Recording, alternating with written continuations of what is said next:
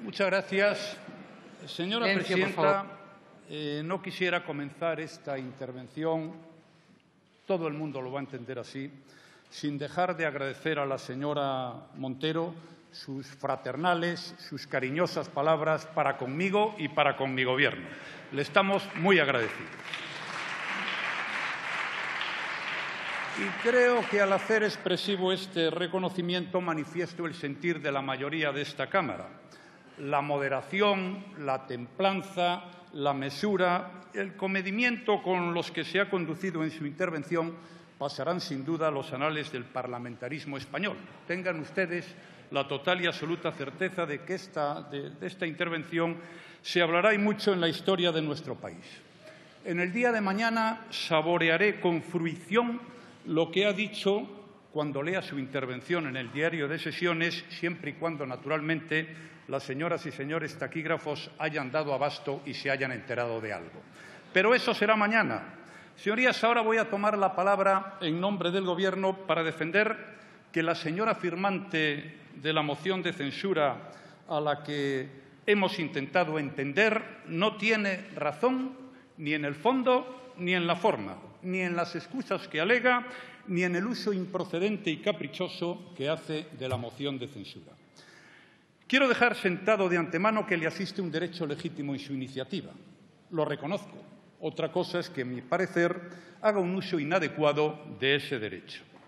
Si he entendido bien, se han decidido a presentar esta moción ante la actual situación de excepcionalidad y emergencia democrática que vive España como consecuencia de la parasitación, palabra que no existe en nuestro diccionario, de las instituciones del Estado por parte del Partido Popular, a lo que se suman otros vituperios del más variado contenido, algunos de los cuales hemos escuchado aquí esta mañana.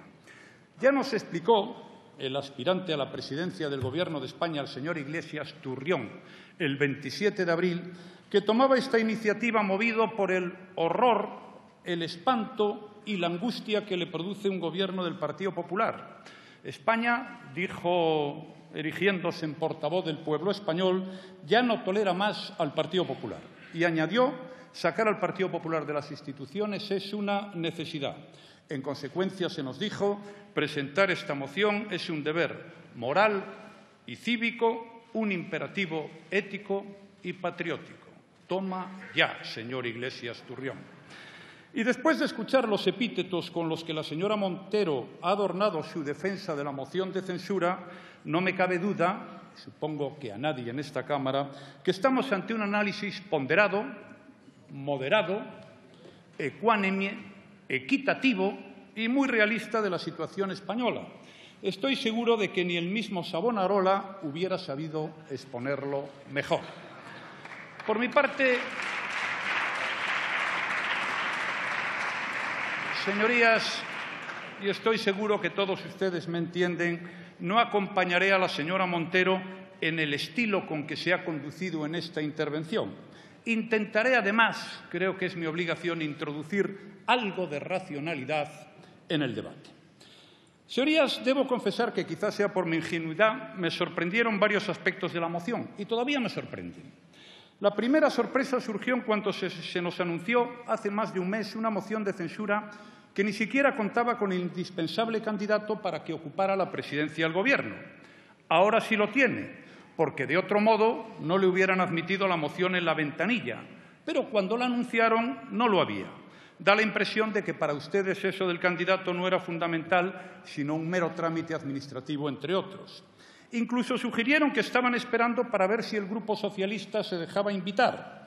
Por si esto no fuera suficiente, después de confirmar ya la candidatura del señor Iglesias Turrión, aseguraron estar dispuestas a renunciar a la misma a favor del señor Sánchez. Tal era la convicción de los firmantes en los méritos del señor candidato y en la fuerza de sus argumentos.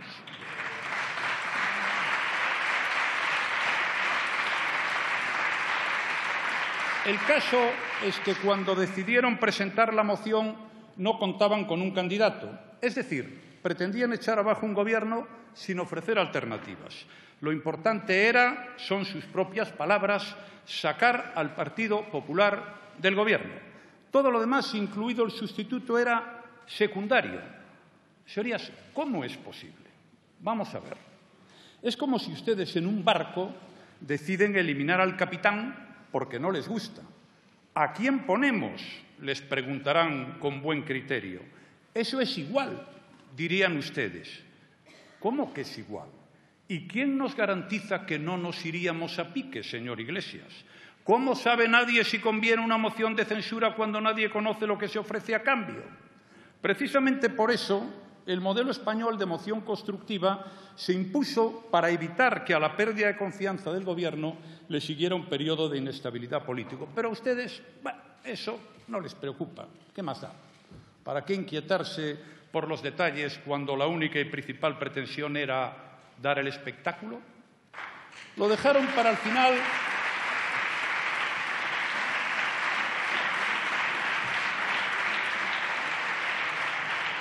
Lo dejaron para el final con razón, porque ¿qué más les daba si no pensaban que pudiera salir adelante?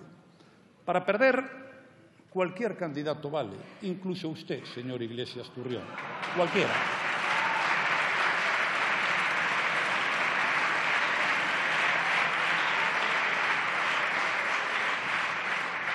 Y aquí nace la segunda sorpresa, señorías.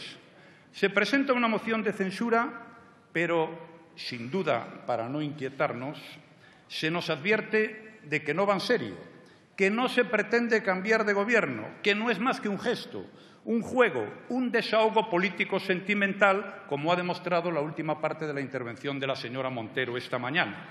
Es decir, estamos ante una moción para derribar al Gobierno que no derribará al Gobierno. Una moción que atiende al deber moral y cívico, dicen ustedes, de sacar de las instituciones al Partido Popular, pero que se conforma con no sacarlo. Una iniciativa indispensable para salvar a España, pero que acepta dejarlo todo tal y como estaba. Esta es la realidad, señor Iglesias Turrión.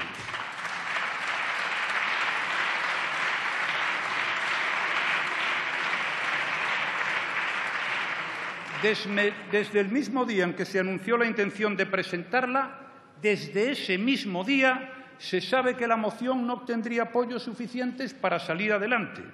En cualquier caso, es justo reconocer su perseverancia. Es una buena cualidad en la vida. Lo digo porque todos recordamos que hace un año diseñaron por su cuenta un gobierno de coalición. ¿Lo recuerdan? Fue fantástico. El hoy aspirante se puso a repartir carteras ministeriales por doquier y, eso sí, cedió generosamente la presidencia al Grupo Socialista. En esta ocasión ha hecho más o menos lo mismo y con el mismo resultado, señor Iglesias. Se presenta, pues, la moción para afear la conducta del Grupo Socialista, como nos ha parecido entender algunos aquí. Ahí ya me pierdo.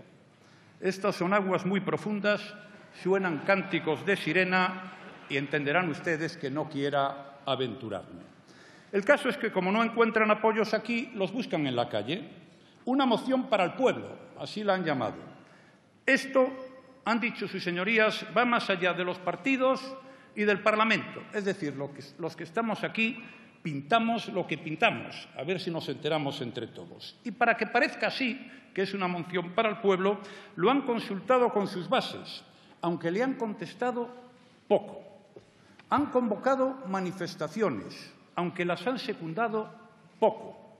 Y tratan de crear la sensación de que asistimos a un gran clamor popular, dicen algunos maledicentes, que para hacer más incómoda la posición del Partido Socialista. Pero, oiga, esto no era una moción de censura contra el Gobierno. Se ve que el Partido Popular no es el único sospechoso. Debe ser cosa de muchos. La casta, la trama, el sistema o como quiere que se llame eso esta semana. No me extraña que hasta sus socios de Compromís, con un mínimo de coherencia, les hayan sugerido piadosamente que retiraran ustedes la moción de censura. Señores firmantes,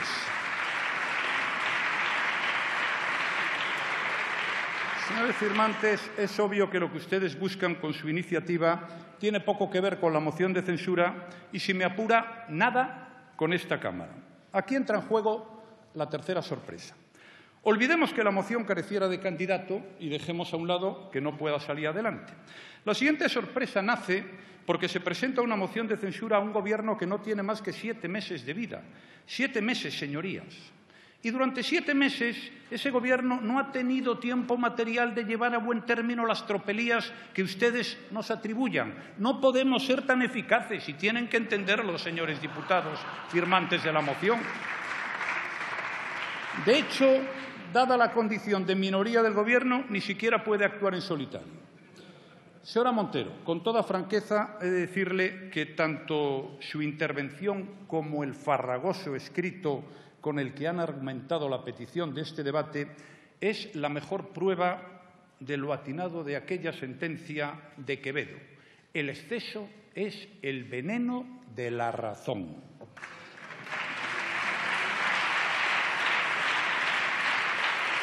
Señorías,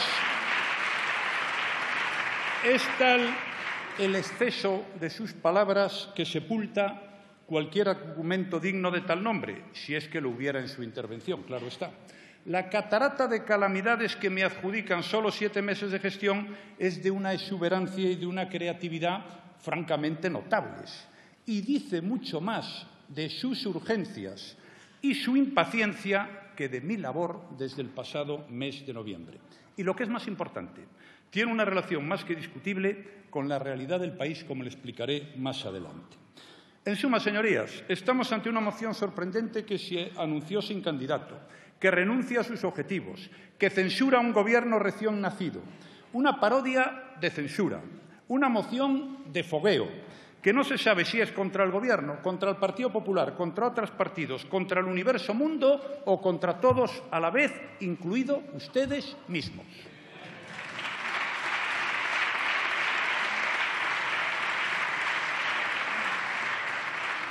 Señorías, es obvio que para esto, para lo que ustedes pretenden con este espectáculo, llamémosle así, esta farsa con aires de moción de censura, no le surgía un candidato, ni necesitaban apoyos.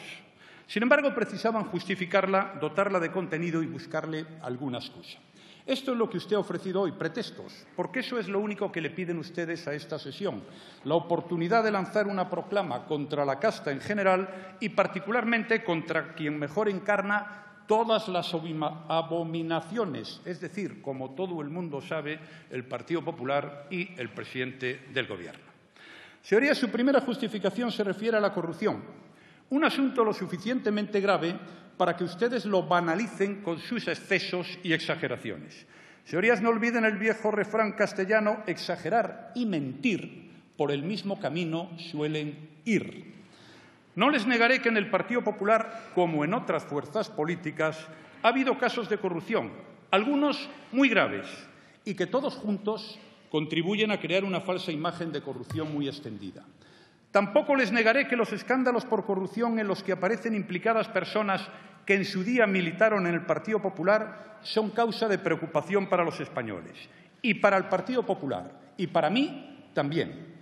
Pero no permita usted que sus maliciosos deseos le engañen. Una cosa es que existan casos de corrupción de los que la opinión pública se preocupa y con razón, y las instituciones se ocupan con razón, porque además es su obligación, pero en modo alguno eso significa que la corrupción se multiplique y mucho menos se puede decir, como hacen ustedes, señora Montero, que asistimos a la descomposición de una trama de poder que intenta atrincherarse sin más proyecto político que el de normalizar la corrupción y el saqueo. No se puede decir.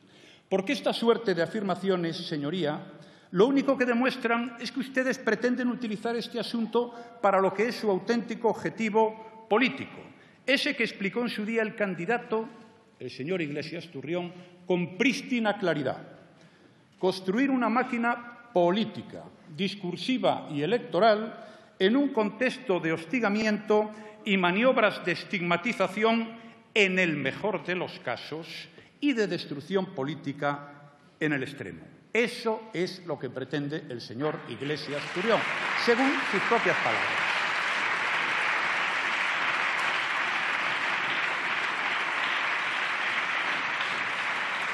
Señorías, manifiestan ustedes un afán repentino por escandalizarse a fecha fija, es decir, estratégicamente.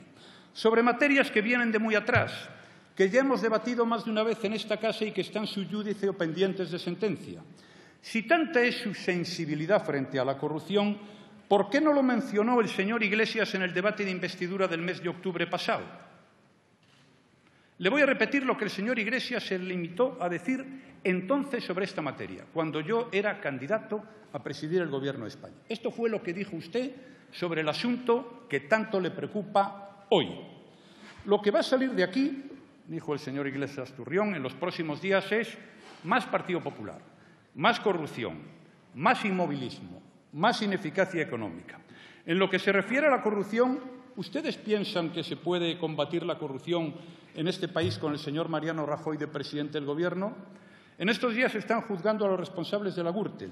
Y ustedes, dijo señalando a los escaños del Grupo Socialista y del Grupo de Ciudadanos, ¿le van a hacer presidente? En este país no se combate la corrupción adecuadamente si gobierna el Partido Popular. Fin de la cita. Eso es todo lo que ustedes tenían que decir sobre la corrupción apocalíptica y sobre la ciénaga abominable que desgarra su sensibilidad de hoy. Eso y nada más, señora Montero. Pero 7 meses después, por lo visto, el escenario es distinto. Como de lo que se trata es de crear un contexto de hostigamiento y estigmatización, cuanto más feo emborronen ustedes al Partido Popular, mejor será. Y además eso les sirve también para justificar sus improperios, aunque se pasen de la raya, y para quejarse de la incomprensible falta de ayuda por parte de otros grupos parlamentarios. Señorías, lo más tranquilizador de sus acusaciones es que son falsas. Los primeros miembros de este Gobierno que usted censura, que es a lo que censuran al Gobierno, todos aquí presentes no son corruptos, ni se puede afirmar que lo sean, salvo con ánimo de calumniar. Son tan honrados como los puedan ser ustedes, a quienes propongo o presumo honradísimos, a usted y al señor Iglesias Turrión. Señoría, en el Partido Popular ha habido corruptos, sí, pero el Partido Popular, que cuenta con 800.000 afiliados, sí, como usted recordaba antes, no es un partido corrupto, y lamento disgustarle. Y es por eso, señorías, por lo que los electores no renuevan su confianza una vez tras otra. Yo mismo, modestamente, he ganado las 3 últimas elecciones generales en España. Y no deberían ustedes olvidar que en junio del año pasado, mientras ustedes perdían algo más de 1 millón de votos, nosotros recibíamos la confianza de 800.000 españoles más. Se ve que la gente, en cuyo nombre hablan ustedes habitualmente, no contempla el mundo con las mismas gafas que sus señorías.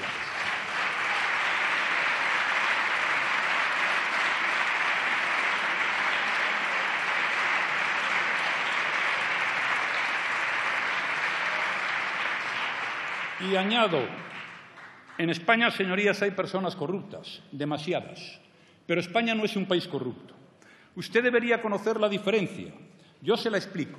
Primero, la corrupción en España no es la regla, sino la excepción. Segundo, la corrupción en España no se consiente, se persigue. En los países corrompidos, y ustedes conocen muy bien algunos de ellos, ocurre todo lo contrario. La corrupción es la regla y no se persigue.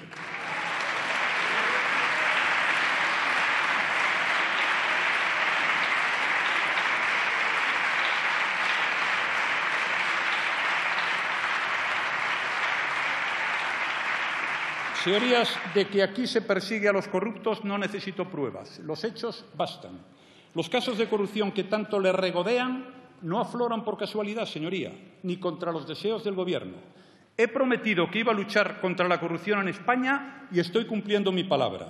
No se acabará esta lacra porque me presenten mociones de censura ni porque arrojen piedras contra el Partido Popular. Se acabará porque hemos tomado medidas y aprobado leyes que, en primer lugar, dificultan la corrupción porque no permiten ya que se maneje el dinero público a oscuras y sin testigos. En segundo lugar, porque hemos agravado las penas para que los corruptos se lo piensen más despacio. En tercer lugar, porque hemos facilitado el trabajo de jueces y policías, que a la vista está. Y en cuarto lugar, señoría, porque ahora la ley obliga a devolver lo robado. La ley, no el hecho de que lo diga usted en esta tribuna.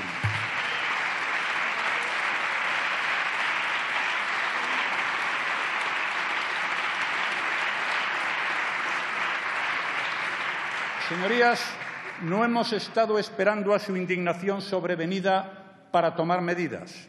En España hay corruptos, sí, pero tan dañinos como ellos pueden ser los que transforman cada insinuación en acusaciones vehementes y dan por bueno, seguro y probado todo lo que se publica. Los que se erigen en jueces para condenar sin pruebas, los que se dejan arrastrar por una prisa incontenible y prefieren no esperar a que se conozca la verdad, tal vez porque les inquieta el riesgo de que la verdad no les guste o no les convenga. A usted, por ejemplo, no le interesa ninguna verdad si no sirve para atacar al Partido Popular.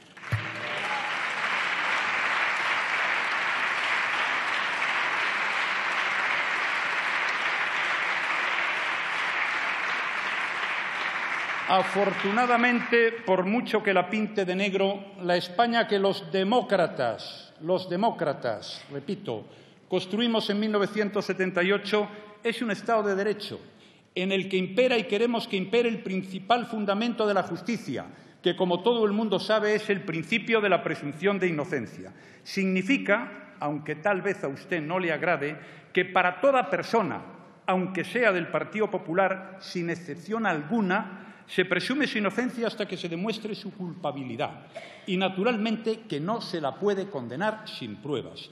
Así lo recoge nuestra Constitución y todas las declaraciones de derechos humanos que circulan por el mundo.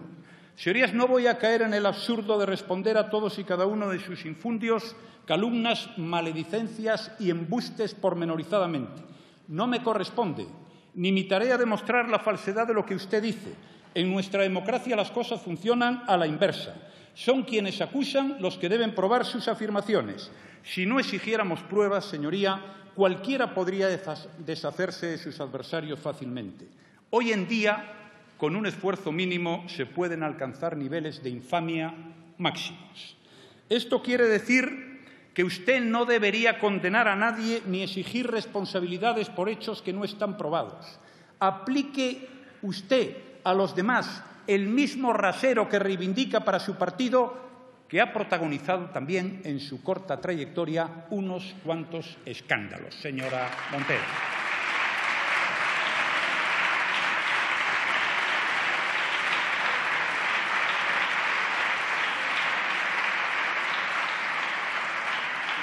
¿Ha querido usted amontonar resoluciones judiciales firmes o no, con portadas de periódicos, noticias oficiosas y algunos infundios, todo revuelto para usarlo como material inflamable? Pero por lo que a mí respecta, las sentencias las acato, los periódicos los leo y las habladurías las desprecio.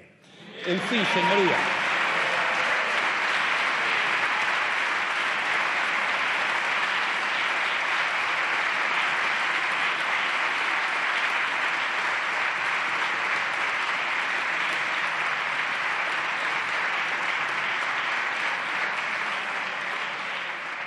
Si querían ustedes, señor Iglesias, tomar el cielo al asalto, se ha equivocado de puerta. Otra vez será.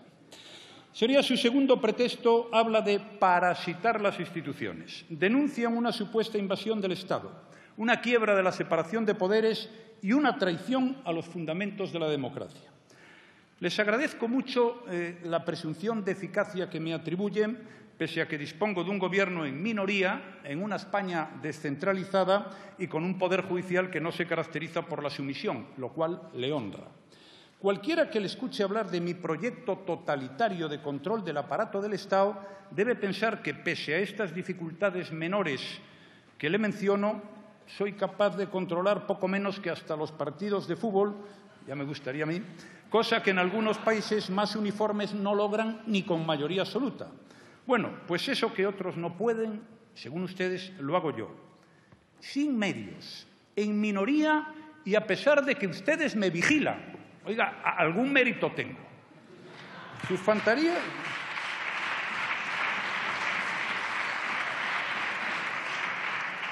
fantasías, señoría, avalan su indudable capacidad inventiva, pero vienen ayunas de toda lógica.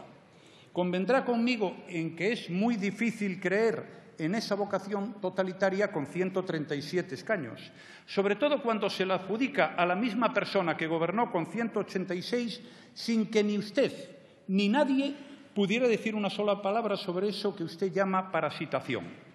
no es propio de la acreditada capacidad para el mal que usted me atribuye. ¿Cómo puede decir usted que nos dedicamos a ocupar las instituciones ahora que gobernamos en minoría y no dijeron una sola palabra del asunto en los años que pudimos gobernar con una mayoría mucho más holgada? Con la misma ligereza acusan a ministros, jueces y fiscales. Y cuanto más falsa es la acusación y menos pruebas aporta para sustentarla, más gruesas son las palabras que utiliza. Por eso, esta intervención que hemos escuchado aquí esta mañana. Los señores diputados de esta Cámara ya experimentaron en carne propia tan delicada estrategia en el debate de investidura por parte del señor Iglesias, que nos dijo: hay más delincuentes potenciales en esta Cámara que aquí afuera, señorías. Le aseguro que cuando uno escucha estas sentencias no sabe qué destacar más, si su sabiduría, su prudencia, su justicia o su cortesía. Es muy difícil pronunciarse.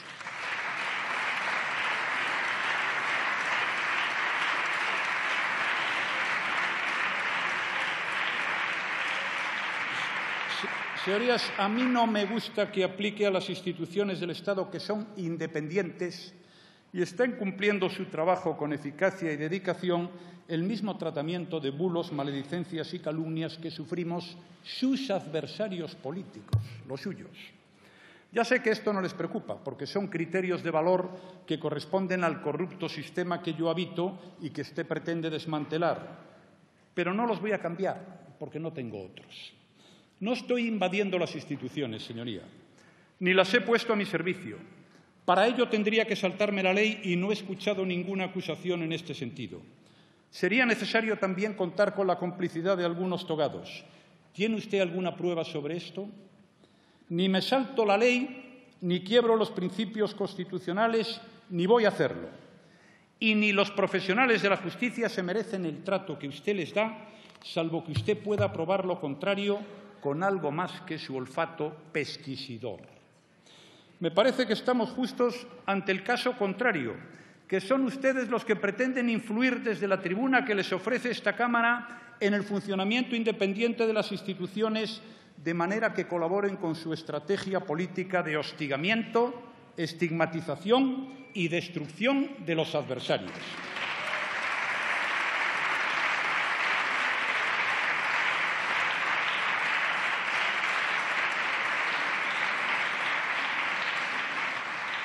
Señorías, yo no intervengo en la Fiscalía y usted no debería intentarlo, ni pedirme, como han hecho, que cese a quien no puedo cesar.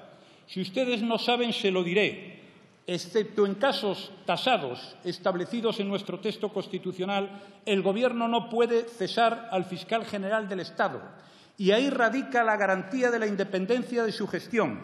El fiscal general del Estado actúa con absoluta independencia frente a mi Gobierno. Pero les voy a decir una cosa que es bueno que asuman e interioricen. También actúa con absoluta independencia frente a las presiones de su grupo político o de otros acompañantes. También.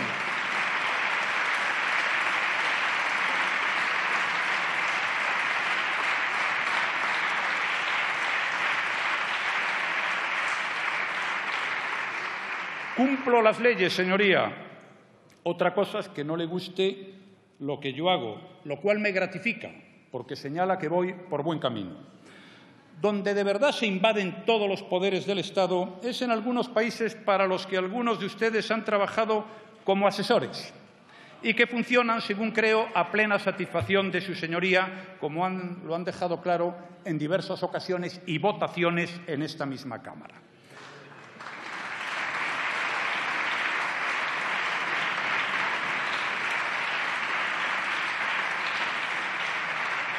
Señorías, les puedo asegurar que en ninguno de esos paraísos asesorados por ustedes se presentan mociones de censura contra el Gobierno. No se presentan. Ni por descontado los jueces se meten con el partido gobernante. No lo hacen. ¿O es que no lo sabían? Señorías, sinceramente, deberían inspirarse ustedes más en Montesquieu y menos en Torquemada, que lo han resucitado en estos últimos meses.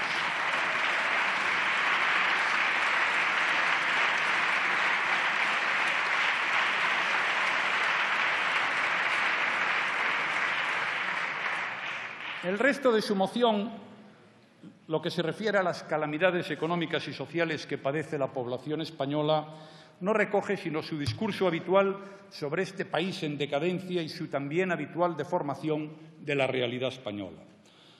No necesitaba esforzarse tanto para informarnos de lo que ya sabemos, es decir, que el Partido Popular, además de la corrupción, la impunidad, la decadencia moral, el conformismo, ha instalado en la sociedad española la desigualdad, la precariedad, el paro y la pobreza. Yo añadiría, para ser más exactos, crecientes. No se quede corta, señora Montero, diga paro y pobreza crecientes. Así su intervención se ajustaría más a la realidad. En mi opinión, nos ha pintado un cuadro tenebroso, muy de leyenda negra. Es verdad que no coincide con el que contemplan la mayoría de los españoles y la generalidad de los extranjeros, pero bien pudiera ser que todos ellos se equivocaran. No sé qué es lo que le disgusta más a su señoría. No sé si le molesta que aumente el crecimiento económico, que suban los empleos, que aumente el consumo de las familias, que disminuya la desigualdad. Seguramente está todo mal. No lo sé. Luego escucharemos atentamente las propuestas que espero nos ofrezca el señor candidato para mejorar todas estas calamidades. Ahora solo pretendo salir al paso de sus excusas en la censura. Reconozca usted, señora Montero, que su criterio es muy poco fiable. ¿Por qué es tan uniforme y tan extremado que todo le parece mal y siempre igual de mal? Es exagerado, es excesivo. Entre las innumerables iniciativas de este Gobierno y del anterior, es decir, desde que usted llegó a esta Cámara, nunca se ha dado el caso, ya es difícil, de que le pareciera bien ni una sola. Ya es casualidad. Ni una sola cosa que proponga el Partido Popular le parece a usted bien. Si cuando hago las cosas de una manera las critica y cuando las hago de la contraria la critica también, oiga, ¿quién puede fiarse de su criterio? Parece que tiene una fijación que le obliga a cargar siempre hacia el mismo lado. Realmente pedirle opinión a su señoría sobre cualquier acción del Gobierno pues es tan superfluo como preguntar qué tiempo hace en Almería. Ya se sabe.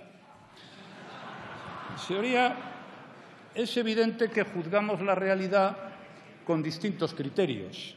Tal vez por eso, porque nosotros no seguimos sus pautas, en las dos ocasiones en que se nos ha entregado un país hundido en la ruina y en el paro y en la desesperanza, en las dos ocasiones, señoría, ha sido el Partido Popular quien ha restaurado el bienestar, el crecimiento y el empleo. Es decir, quien ha devuelto a España el prestigio y a los españoles el derecho a confiar en sí mismo y la oportunidad de luchar por su futuro. Mire, señoría, no se empeñe en llevar la contraria a la realidad. La realidad tiene un problema, es que es implacable. Tras 5 años de recesión, la economía española lleva casi 4 años creciendo al 3%, un ritmo que duplica la media de la zona euro y nos sitúa a la cabeza de los grandes países del euro. Y ese crecimiento se traduce en la creación de 500.000 de puestos de trabajo al año desde 2014 y nos coloca entre los países europeos que lideran la creación de empleo y la reducción del paro. Y en este año que usted censura, este año que es el que está usted censurando, mantenemos el buen ritmo de crecimiento.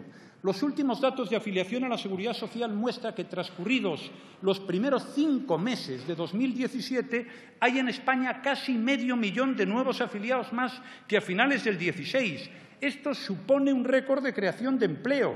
Es el mayor aumento de afiliación desde que existen datos comparables.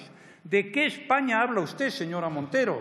El paro se está reduciendo al ritmo más elevado de los últimos 18 años. Aún quedan muchas personas sin empleo, sí, pero desde luego menos que ayer y menos habrá mañana. Y para serenar su desasosiego y al tiempo facilitarle datos para que se exprese con más fundamento, le diré que el número de hogares con todos sus miembros en paro se ha reducido una tercera parte, que el número de personas que llevan más de un año buscando empleo, los parados de larga duración también, que el número de jóvenes que buscan empleo han caído un 40% también, lo que significa una reducción del paro juvenil de casi 400.000 personas.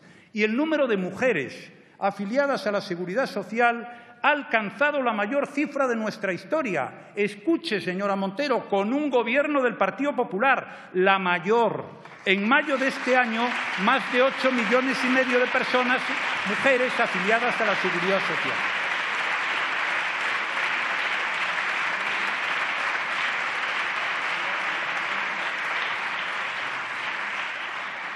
Yo comprendo que tiene que hacer usted ímprobos esfuerzos para justificar la moción de censura, pero insisto, no olvide nunca la realidad. Es el único consejo que le voy a dar en el día de hoy. Voy a decirle más, para su tranquilidad y para su conocimiento. La creación de empleo está empezando a reducir los niveles de la desigualdad y la pobreza. La encuesta de condiciones de vida del año 2016 del INE refleja una mejora de los indicadores de pobreza y de la situación económica de los hogares y revela que 2015 fue el primer año que se produjo un aumento de la renta media de los hogares españoles desde que comenzó la crisis. También mejoran otros indicadores de igualdad como el 80-20 o el índice Gini, que usted conocerá. Y los indicadores de pobreza mejoran por segundo año consecutivo. Mejora la tasa de privación material severa y el indicador AROPE de hogares en riesgo de pobreza y exclusión, como usted sabe. Y estos indicadores continuarán mejorando a medida que se incorporen los datos de 2016 y 2017, porque, como usted supongo conoce, la principal causa de desigualdad y pobreza es el paro, y la creación de empleo está aumentando, por fortuna, a un ritmo hasta ahora desconocido. Señoría, y el empleo es la garantía de nuestro estado de bienestar, la garantía de que los más de 14 millones de españoles que perciben cada mes algún tipo de prestación o subsidio desde las administraciones públicas puedan seguir haciéndolo, la garantía de que podamos mantener y mejorar nuestro gasto social, nuestras pensiones, nuestra educación y nuestra sanidad. De eso es de lo que se ocupa este Gobierno, señora Montero. Y ningún gobierno de esta democracia tiene resultados comparables. Y si este es el modelo de gobierno que usted censura, ¿qué dirá de los anteriores? En resumen, señoría, el trampantojo que nos ha pintado esta mañana no resiste la comparación con la realidad, se mire por donde se mire. Las instituciones funcionan, el delito se persigue, la economía se recupera, las desigualdades comienzan a corregirse, se crea empleo como nunca y nada es como usted nos cuenta, que pinta solo una España negra que es la única que les sirve a ustedes para hacer política en esta Cámara y en este país.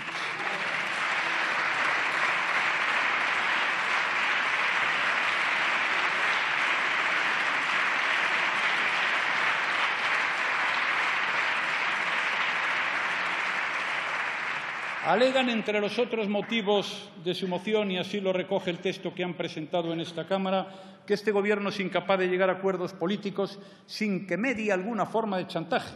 Pero el hecho cierto es que estamos dialogando sobre pensiones, reforma educativa, violencia de género y financiación de partidos. Hemos pactado el bono social en el sistema eléctrico para los usuarios más vulnerables, la subida del salario mínimo profesional, el techo de gasto y el decreto de la estiba. ¿Cómo puede decirme que somos incapaces de llegar a acuerdos cuando acabamos de aprobar los presupuestos generales del Estado gracias a un pacto entre 7 partidos? Otra cosa, señorías, sí, es que a ustedes no les guste este acuerdo. Pero empiezo a sospechar que los únicos pactos que le interesan a ustedes son aquellos en los que mandan a ustedes. Pero para eso, señorías, hay que ganar las elecciones.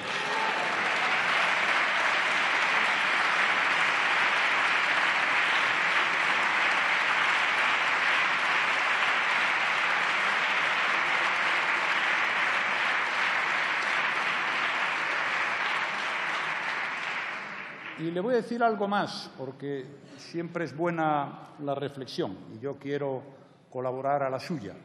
Los únicos que parecen incapaces de llegar a acuerdos son ustedes, que nos presentan una moción de censura aquí de apoyos muy menguantes. Son ustedes. Finalmente, la guinda de su panoplia de exageraciones y falsedades es aquella según la cual ha empeorado la convivencia entre los territorios del Estado y, de nuevo, la verdad viene a dejarles en evidencia. En estos 7 meses de Gobierno, solo 7, hemos convocado y celebrado con éxito la Conferencia de Presidentes Autonómicos. Hemos comenzado a negociar la reforma del sistema de financiación. Hemos acordado con todas las comunidades autónomas los objetivos de estabilidad presupuestaria y deuda pública. Hemos aumentado en más de 5.000 millones las transferencias a las comunidades autónomas y aprobado medidas para reducir la tasa de interinidad entre los funcionarios públicos. En definitiva, señorías, hay diálogo, el que se puede, y hay acuerdos, los que se pueden conseguir también, pero hechos, de momento al menos, permiten la gobernabilidad y la estabilidad de nuestro país. Y el año de incertidumbre y de bloqueo político que vivimos en 2016, pues hoy es, por fortuna para España, un recuerdo muy remoto. Y probablemente eso es lo que a ustedes les molesta y la razón última de la moción de censura que nos han traído hoy aquí. En suma, señorías, Como he señalado al comienzo, estamos ante una moción que, si la juzgamos con los criterios habituales para juzgar este tipo de instrumentos parlamentarios, ha de parecernos pintoresca, por no decir chusca. Se anuncia sin candidato, renuncia a sus objetivos y censura a un Gobierno recién nacido del que no se incluye un solo hecho correspondiente a su gestión que justifique este debate. Una parodia de censura, repito, que no se sabe si es contra el Gobierno, el Partido Popular, otros partidos o contra la burguesía planetaria, pero que se agota en sí mismo porque no pretende cambiar nada. Esto es lo que aparenta, pero en realidad vamos a poner ahora las cosas en su sitio. Esto es importante. El grupo que su señoría representa nació hace 4 años para sacar partido de la insatisfacción que produjo la crisis. Acudieron muy esperanzados a las elecciones de 2015, porque soñaban con quitar de en medio al Partido Popular, que era, como todo el mundo sabe, quien había sembrado tanto sufrimiento en España. El caso es que el Partido Popular ganó las elecciones, vaya por Dios. Y para compensarlo, intentaron ustedes a lo largo del año pasado que no formara Gobierno. Hubo que repetir las elecciones y el Partido Popular volvió a ganarlas, mala pata. Con lo cual, España siguió avanzando y ustedes comenzaron a quedarse sin oxígeno. ¿Por qué es así, señoría? Pues porque ustedes, para prosperar, para que se les escuche, necesitan que las cosas vayan mal. ¿Cuánto de mal? Cuanto peor, mejor. Por eso les fascinó la crisis como un espejuelo. Pensaron que con ella amanecía su gran oportunidad. Por eso ahora que ven que el sueño se les escapa de las manos, que las cosas mejoran cada día y que cada día el horizonte aparece más despejado, no les queda más remedio que ocultar la realidad, negar la evidencia y deformar la verdad. No quieren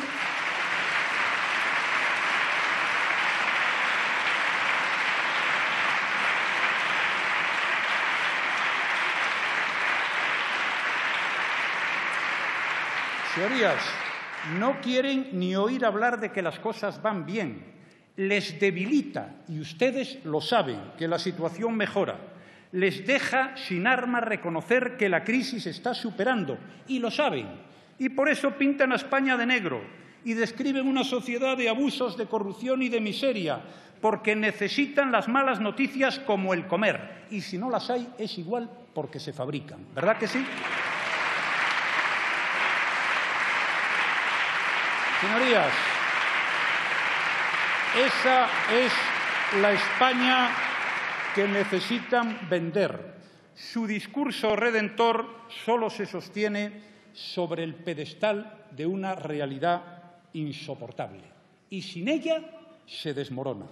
Y en una España que crece con firmeza por encima del 3%, que crea 500.000 puestos de trabajo al año, en el que el estado del bienestar se consolida, crece la confianza de los consumidores y aumentan las exportaciones, están ustedes tan desasistidos como un pájaro sin alas. Ese es su problema. Y por eso denigran, critican, infaman y presentan una moción de censura coherente no con la realidad que se vive en España, sino con los garabatos de grafitero que ustedes dibujan.